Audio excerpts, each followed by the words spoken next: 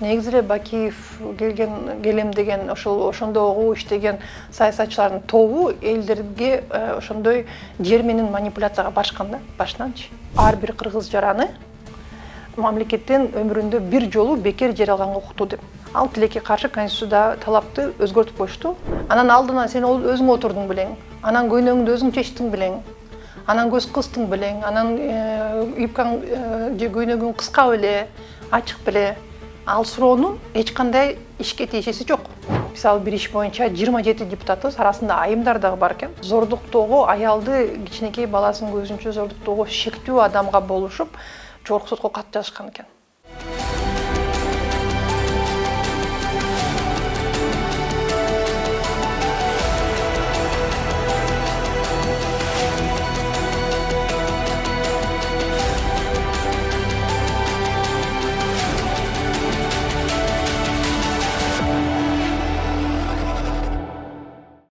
Саламатсыздарбы, урматтуу Политклиника медиасынын көрөрмандары. Бүгүн биздин тет-а-тет программабызда конокто сезим кризистик борборунун жетекчиси Атыр Абдрахматова болмокчу. Атырайым, саламатсызбы? Кош келдиңиз биздин студиябызга. Алгач эле ушу сиз сезим кризистик борборун жетектеп калбадыңызбы? Кантип жетектеп калдыңыз? Ал жака кантип барып калдыңыз? Максатыңыз кандай болду? Ошол боюнча айтып өтсөңүз. Рахмат, чынында жакшы эме болуп атат. Бул жака мен эми юрист катары анан ошол Боршайкомдо иштеп калып, акыйкатчы болуп иштеп калып, элдин алдында мындай таанымал болуп, элге жардам берип иштеп калганым билингенден кийин эл үзүлбөй эле кайрыла берет да. Соц тармактар аркылуу анан жеке телефонум мисалы алмашкан эмес, бир 20 жылдай болуп калды окшойт. Анан жардам сурап, консультация сурап кайрылгандар көптөн, анан албетте көп учурда жабыркаган кайрылган адамдар аялуу топтон болгондон кийин аны бекер жардам бересиң да, бекер консультация бересиң, анын баары убакыт да. Анан өзүңдүн балдарыңдын башы көзүңдү багышың керек дегендей. Мен негизи ошол биринчиден ошол болду, мындай жардам сурап кайрылгандар саны көп. Анан экинчиден мен негизи өзүм окууга тапшырып, кызым менен сыртка чыгып, бир аз саякаттасакпы деген план болуп аткан да. Анан ошол ортодон сезим ошол алмашуу процесси болуп, жетекчини жаңы убактылуу жаңы жетекчи келиш керек деп конкурс жарыялашыптыр да. Анан ошол катышпайсыңбы, иштешпейдиби деген сунуш түшкөндөн мен эле конкурска документтеримди берип, ошондо ойлондум да эми ошол канча мага кайрылган адамдар менен сезим борборунда көптөн бери 20 жылдан бери иштеген адамдар менен чогуу ишибизди кандай десем, аракетибизди бириктирсек көбүрөөк элге жардам бергенге мүмкүнчүлүк болот го дедим да. Анан ошондон конкурска берип ушул жерге келдим. Андан сырткары билесиңер, бизде мисалы мамлекетте деле президентти шайлаганда же депутаттар шайлаганда кыска мөөнөткө, кайсы бир мөөнөткө шайлашат да. Бул деле коомдук уюм болгондон кийин коомдук уюмдар бөлүнөт, чарач, бирикме, анан фонд катары. Анан бул фонд катары эмес, коомдук уюм бирикме катары катталган, өздөрүнүн мүчөлөрү бар, 10дон ашык мүчөсү бар. Анан ошолор өздөрү башкарышат да, биздин элге окшоп элечи.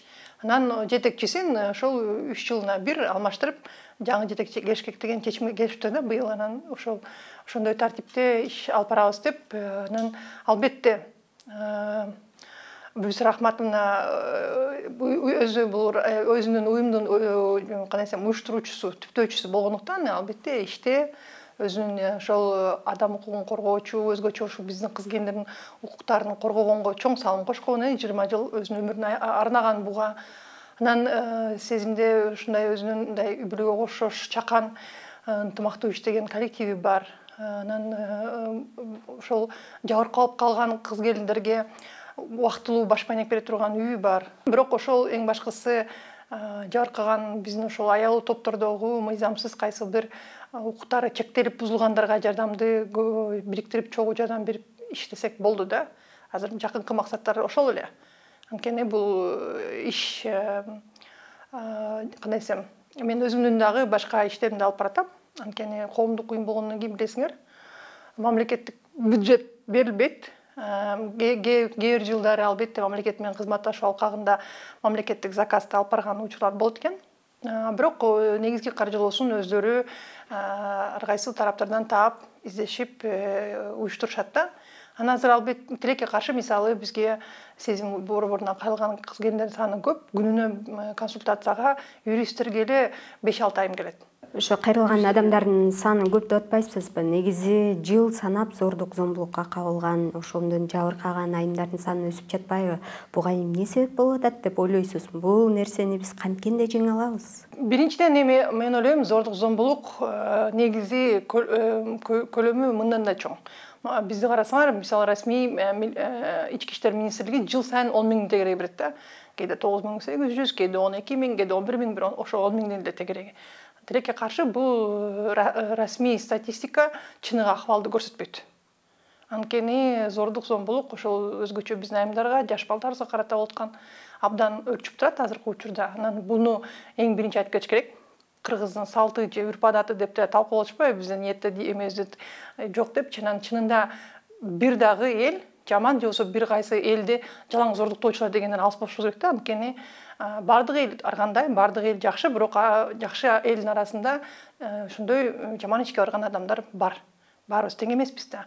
Ошон үчүн мен ойлойм, азыркы депутаттар кылган сөз жалпылап кыргыздын эркектери мыкачы кылып көрсөткөнүңөр туура эмес, бизде зордук зомбулук салтыбызда жок деп айтып жалпылап ошол зордук зомбулук көрсөткөндөрдү жоопкерчиликтен качыруу аракети туура эмес да.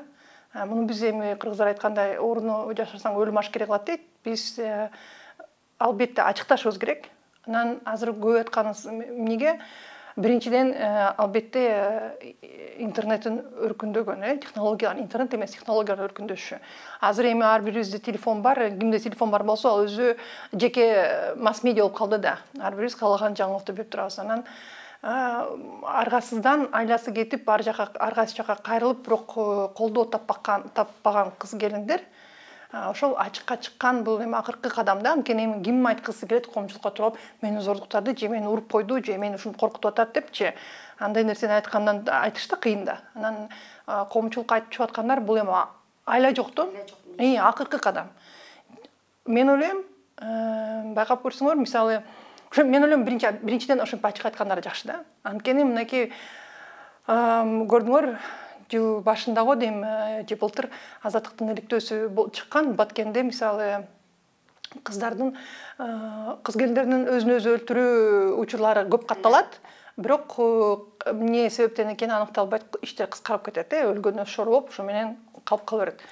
Анан бул жакты чукалап көрсөк, чынында абдан мындай коркунучтуу көрсөткүчтөр да, коркунучтуу нерселер турат. Анткени ошентип биз зордук зомбулук көргөн кыз келиндерге колдоо менен мээрим көрсөтүүнүн ордуна кайра өзүн кээ бир учурда шылдыңдап, кээ бир учурда өздөрүн күнөөлөп, ошондой негативге алдырганда ачыкка чыккандан уялып, ачыкка чыккандан коркуп, андан көрө өзүнө кол салам деген чечим келип атпайбы?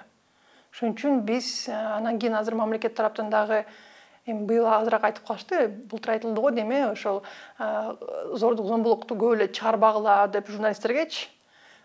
Мен ойлойм, канчалык ошону басып жаап жашырган аракет күчөсү, ошончолук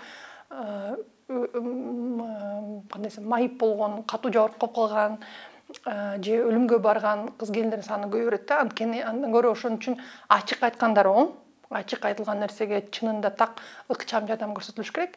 Бирок жаап жашырып ошентип кайра басабыз, үндөрүн, кыз келиндердин үндөрүн басабыз десе, андай тилекке каршы көп балдар жетим калып, же болбосо көп энелер ошондой жабыркап, инвалидтүүлүккө чейин баратышпайбычы.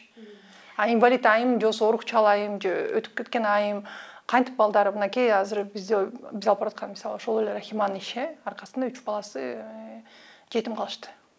Ким багат, ким карайт? Мисалычы. Албетте Рахиманын туугандары карап метишет, бирок баары бир эненин ордун эч ким баспайт да. Энелик мээримди эч ким бере албайт. Ошол эле биздин башка дагы иштер карап көрсөк, тилекке каршы көп учурда ошондой да.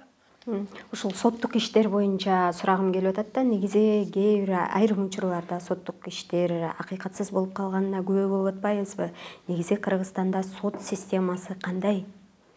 Ушул эле зордук зомбулукка кабылган аял затына тиешелүү иштер боюнча айтып өтсөңүз. Эми азыр бизде сот реформасы дагы деле жүрүп атат. Канча жыл биз канча эгемендүү болсок, ошончо сот реформасы жүрүп атат го дейм. Бирок мындай кандай десем, алдыңкы бир көрсөткүчтөргө жете элек.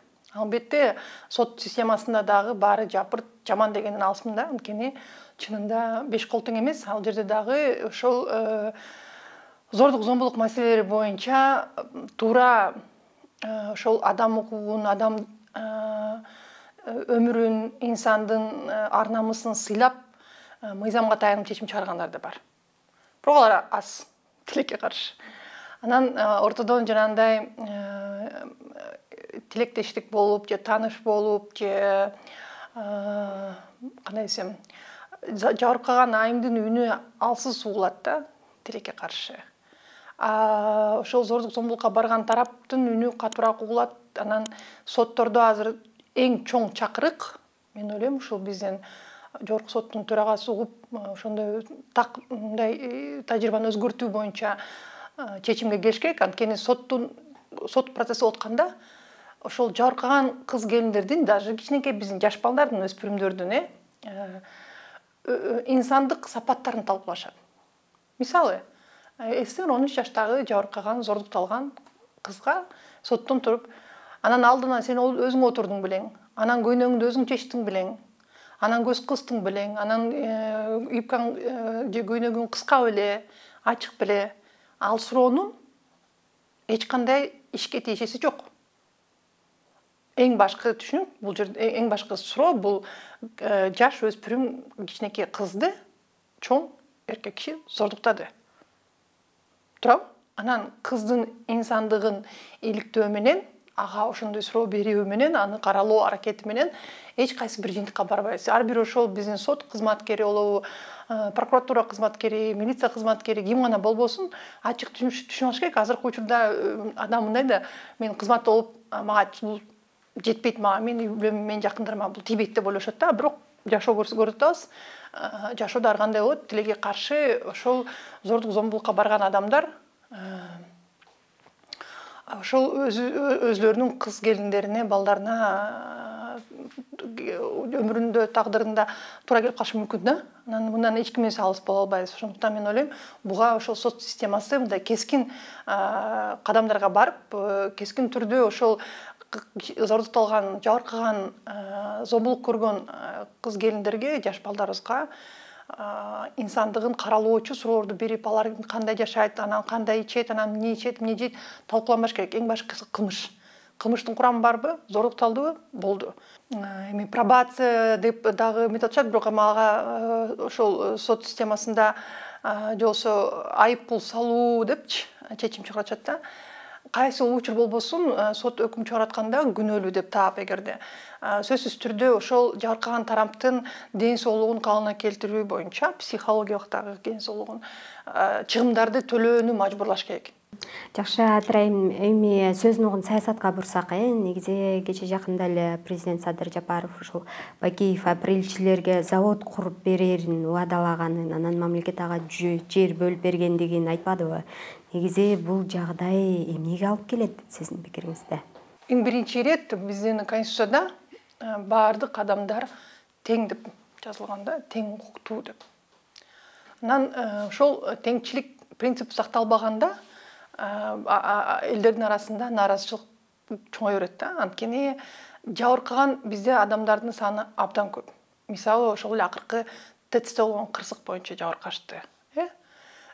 Биздин ошол куткаруу иштеринде жүргөн милиция, МЧС, өзгөчө кыдалып, анан жана башка да кызматтагы адамдар жабыркайт. Биздин мынакей медиктер жабыркаганын көрүп атасыңар, улам барып, тепкилеп уруп кеткен учурлар болуп атат. Негизи эле өзүнүн иши боюнча, анан жанагындай ар кандай авария, форс-мажордон майыптуулук алып калып жашап калган адамдардын саны көп. Алар да жабыркаган тараптар. Туурабы? Аялы топтор, мамлекеттен жардам, мамлекеттен көмөк күткөндөрдүн саны абдан көп. Анан мен ойлойм, баардыгына тең мамиле болбосо, бул туура эмес да. Анан эгерде ошол апрель иштерине аралашкан Батырбыз деген адамдарга ошол жер бөлүп берип атса, анда демек ТЭЦтен жабыркагандарга да бөлүнүш керек. Ошол майыптуулугу бар болуп, ошол ишинен жабыркаганбы же төлгөндөн майыптуулугун коомго бериш керек. Жалгыз бой энелерге анда жер бериш керек. Анткени биздин жалгыз бой энелер абдан муктаж, көрүп атабыз. Көп ошон үчүн мен ойлойм мындай бир группаны бөлүп алып ага эле жер бөлүп бериш бул негизсиз дагы мыйзамсыз. Анткени биздин тең укуктуулугубуз бузулуп калып атат. Калган аял топторго ким жардам берет, ким жер бөлүп берет. Андан сырткары бул жерде мен мындай суроо жараткан жагы бул 7 апрель баатырлары мамлекеттен өз учурунда батир алышкан. Жалда мына 3-4 көп кабаттуу үйлөр. Анан тилекке каршы ал жактан көп чырлар чыккан учурунда жабыркагандарга тиешеси жоктор, же өздөрү жабыркагандардын үй бүлөсү болбогондор, негизи жабыркабагандар. Биринчи группа болгон, экинчи сөз болгондор ошол жабыркаган үй бүлөнүн ичинен бөлүнүп кетишип, ошол эгерде эркек киши өтүп кетсе, анын батир анын келинчегине, балдарына тийбей кайын журтунда калган, кыз келиндер көчөдө калып калган, андай чырлар болду да эми, алардын чырлары аябай көп болчу. Анан мамлекет тараптан бир жардам көрсөтүлдү. Башка муктаж группаларга дагы жардам көрсөтүш керек эле да. Анан улам биз ошол учурда 2010 жабыркадык элек дагы кандайдыр бир өзүбүзгө ыңгайлуу шарттарды талап кылабыз деген мен ойлойм бул адилеттүүлүккө жатпайт да. Анан башка группалар дагы жерге муктаж. Мынакей азыр мамлекеттик ипотека деп эметишкен менен жетишпей жатышат. Элдин саны көп. Элге үйгө муктаж болгондордун саны абдан көп. Чындап эле жалгыз бой бизде мына карап көрсөңөр канча ошол мисалы зордук зомбулуктан жабыркаган кыз айымдарыбызга сезим борборунда мисалы акыркы жолу мына 8 айым калганы алардын балдары. Ошо менен жалпы 27 ашык адам жашады десеңер. Биз дагы эми жеке тарап болгондон кийин бул мамлекеттик эмес. Сезим борбору. Бул жеке ошол бейөкмөттүк эмес НПО да, булчу. Өзүн-өзү каржылап, өзү акча тапкан. Бирок мамлекеттик деп мынакей бирөө түзүлдү, аялзат. Анан дагы бирдиктүү терезе деп бирок региондордо жер-жеринде жабыркаган айымдардын саны көп. Аларга дагы ошондой убактылуу, эгерде үй бүлөсүндө зордук зомбулук болуп атса, убактылуу чыгып кетип, эки тарап менен сүйлөшүү, медиатор жана психологдор менен иштешкенге чейин кыз келиндерди чыгарып кеткенге жери жок мисалы. Же болбосо ошондой зордук зомбулукка барып, ызы чуу көтөрүп ичкен, жанагындай баңгизат пайдаланган же кылмыштарга бара тургандай адаты бар болгондорду убактылуу үй бүлөсүнөн четтеп турган мисалы жайлар жок. Анан кийин ошон үчүн мен ойлойм Кыргызстанда эми кандай мындай катуу кылбасын, Кыргызстанда муктаж топтор абдан көп. Анан бир группаны бөлүп алып, аларга гана мындай мерим бөлүш менимче негизсиз, анткени жапырт баарыбызга бирдей кандай мамиле болсо, аларга да ошондой мамиле болуш керек. Ушул жер боюнча сөз болуп жатпайбы? Анан негизи өкмөт жер берген 7 апрель ынтымагы ачык акционердик коомунун жетекчилеринин бири Усупбий Шеримбаев деген буга чейин педофилия боюнча соттолгондугу маалым болду да. Бул тууралуу жогорку кеңеште дагы депутаттар көтөрүп чыкты.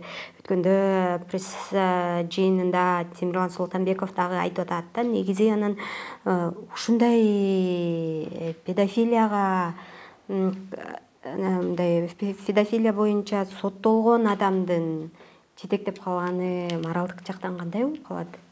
Эми бизде кош стандарт бүт жерде болуппайбы? Тилекке каршы коомго абдан сиңип кеткен кош стандарттуулук моралдык кандайдыр бир түшүнүктөрүн же болбосо биздин курати кыргыздын өзүбүздүн болгон баалуулуктар сүрүлүп эле кетти да. Анан эми жогорку кеңештин трибунасынан туруп жанагынтип зордук зомбулукка барган адамдарды актоо аракети болуп атса, биздин депутаттар мисалы бир иш боюнча 27 депутатыбыз, арасында айымдар дагы бар экен. Зордуктоого аялды кичинекей баласын көзүнчө зордуктоого шектүү адамга болушуп, жогорку сотко кат жазышкан экен. Эсиңер? Анан эми жогорку трибунадан анан жанагынтип президенттин аппаратынан болсо зордук зомбулукту көтөрбөгүлө, не множь тем более андай жок деп жапканга аракет болуп атса, анан элге ошондой кандай десем, ошондой позиция сиңе берет да, чын эле. Антип көп нерсе айтып бергенде эмне кажет, калп эле негатив деп. Ал негативди окуйсуңбу окубайсыңбы, ар бир өзүнүн эркибиз да. Бирок ошол зордук зомбулукка калган келиндерге мен айтып кеткендей эле, бул акыркы кадам. Ошону айтып, өзүнүн үнүн коомчулукка жеткирип бир жардам алгангачы. Анан албетте бизде тилекке каршы мурун коррупцияга шектүү деп анан бийлик алмашканда, кызматка баргандар, зордуктоого шектүү деп зордуктоо иштери боюнча мурунку мыйзамдарга ылайык жана тосмо арыз менен иштери кыскартылып кеткен адамдар депутат болгонго чейин барышпадыбы. Ошон үчүн тилекке каршы бизде мен ойлойм бийликтен элге үлгү боло турган аракеттер керек. Анткени азыр менин оюмча эл өзгөчө жаштарыбыз үлгү боло турган адамдарга муктаж.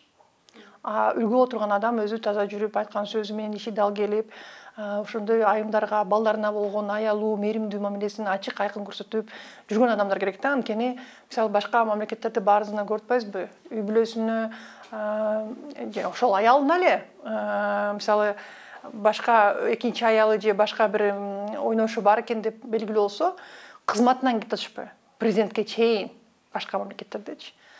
Бизде ачык эле мисалы ал нерселер талкууланып ушакка салынат дагы, бирок кандайдыр бир чара көрүлбөйт. Коом эл кайра барып ал кишини колдоп, добуш берип шайлап атышат да.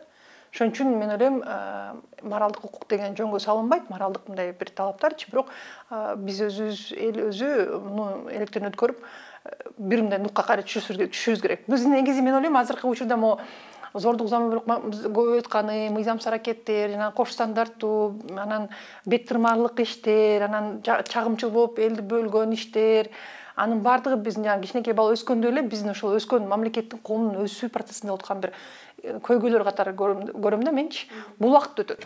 Биз дагы бир жөнгө келебиз да. Ушул процесс боюнча негизи элечи социалдык тармактарда акыркы учурда сиз деле байкап атсаңыз керек, Бакиевди Кыргызстанга алып келели деп атышабы деген сыяктуу пикирлер көп айтылып атат да.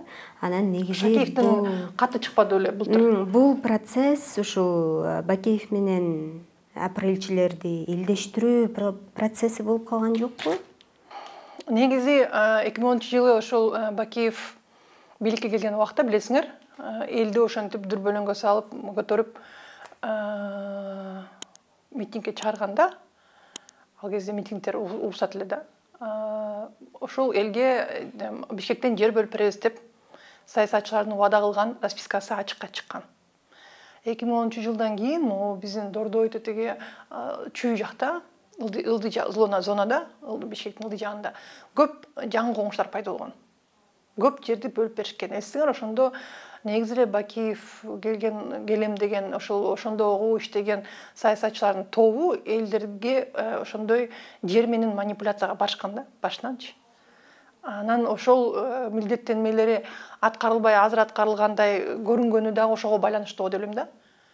Бирок ал учурда дагы мисалы көп кишилер жер алышкан да, жер басып алынган, андан кийин мыйзамдаштырылбадыбы. Анан акыры мынакей канча жылдап ошол жаңы коңуштардын жерлери чыр болгонуна байланыштуу президент 2 жыл болуп калды го, деме, жанагы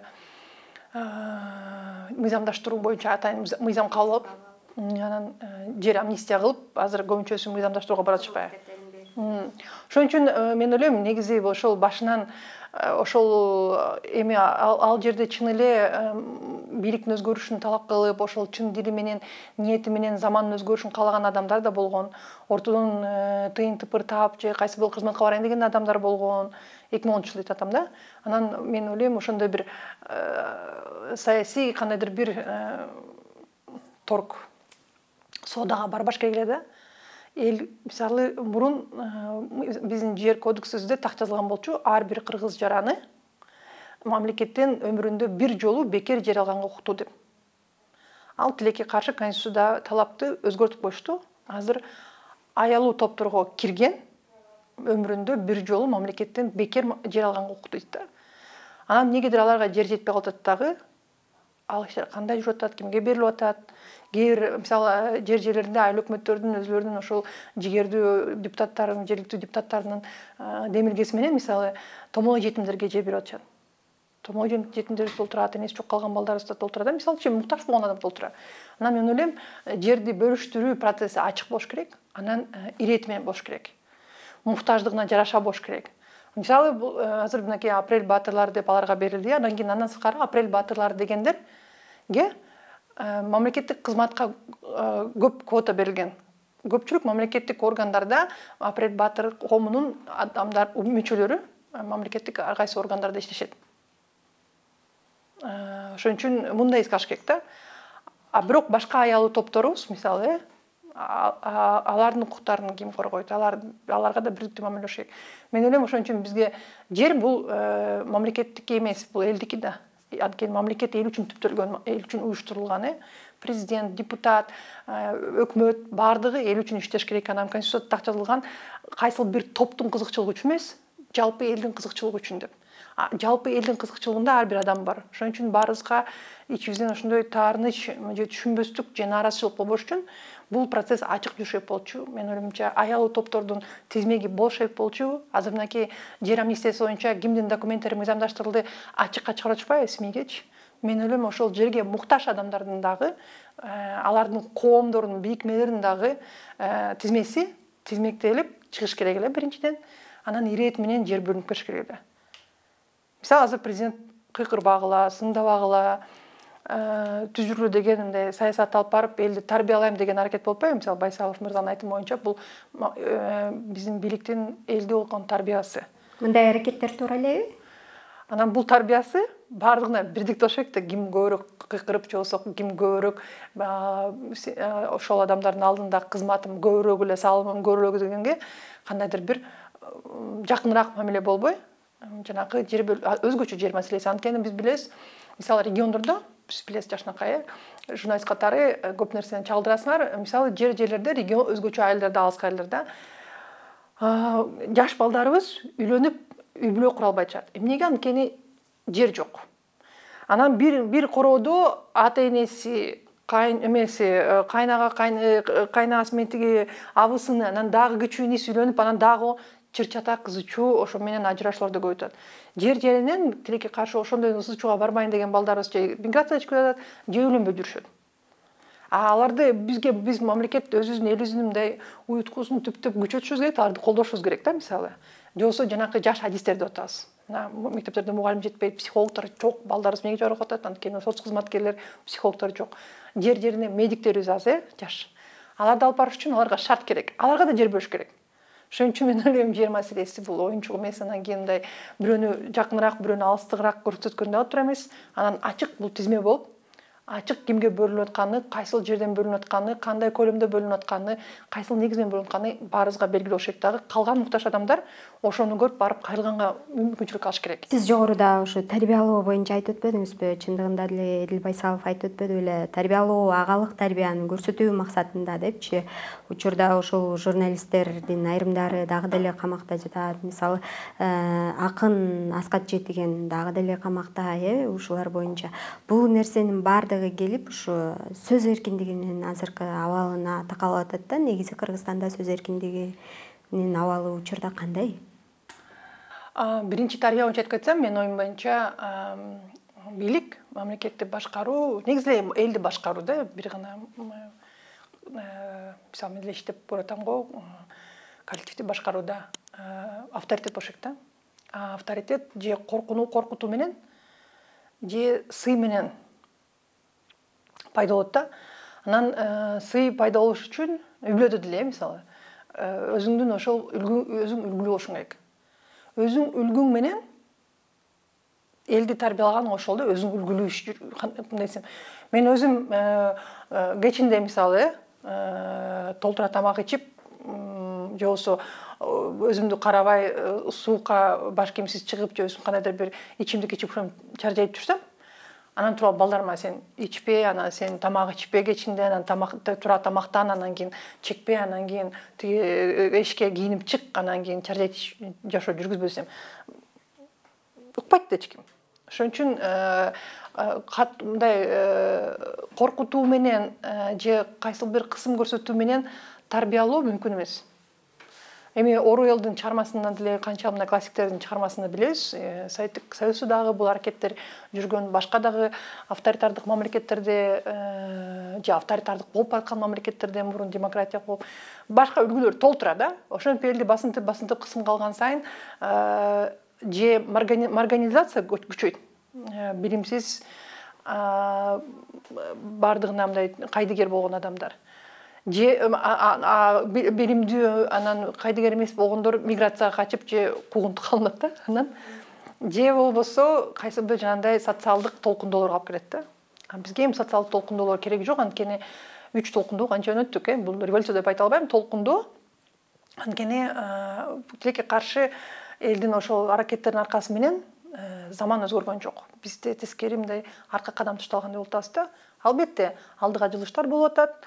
А бирок коомго болгон мамиле мындай бир аз ошол тарбия деп атоо менен коркутуу, күч мындай кандай десем, кысым кылуу менен болуп атат да. А тарбияны андай бере албайт. Тескери, мисалы, мынакей өз учурунда Малайзия жана Сингапурларда айтып атышпайбы, мисалы кылыпчы. Ошондо баарынан чыкташ керек да, анда ошол Махатхир болобу, башка жетекчилер болобу, алар өзүн баскан турганы менен үлгүлүү болгонго жетишкен да. Мыйзамдуулуктун, ошо адептүүлүктүн, имандын, анан баардыгына тең болуп, мээримдүү болуп, мындай туура уюштуруу, жоопкерчиликтүү болуу. Бийликте болгон адамдар өзүнөн баштаган. Дагы бир ирет айтам да, бизде ошол мамлекетте чын эле үлгү боло турган адамдар жок болуп атат да. Үлгү болгондор, мисалы, ошол эле зордук зомбулук маселесин алсак, бир дагы биздин депутаттын же башка бир кызматтагы адамдардын айымдары эмне иш кылат, кандай жүрүшөт, балдары кандай, алардын балдарына болгон, аялдарына болгон, энелерине болгон мамиле кандай, эч кимибиз билбейбиз.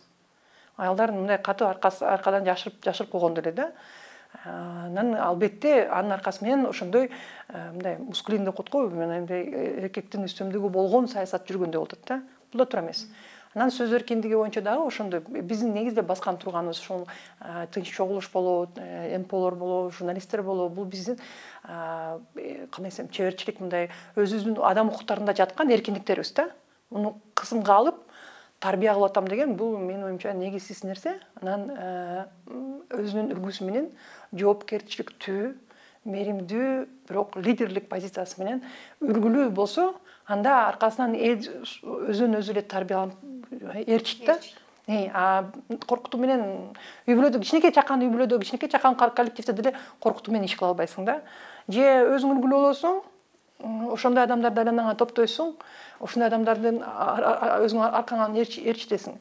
Же ар кандай кысымдарды көрсөтүү менен чачыранды ишке алып барасың да.